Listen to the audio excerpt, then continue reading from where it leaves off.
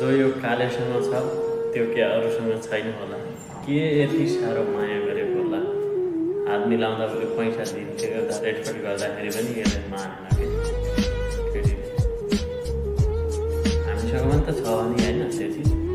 तर अब तिमीहरूलाई डिप्लिकोटमा फरक पर्ने रहेछ कि माया यसमा आउँदो रहेछ देख्यो।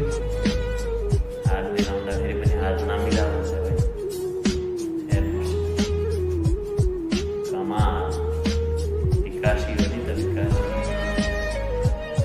पऱ्यो अनि दिल खुस भयो त्यो कारणले हात नमिलाउनको कारण नत्र विकासलाई यति मन किन पऱ्यो कस्तो लाग्यो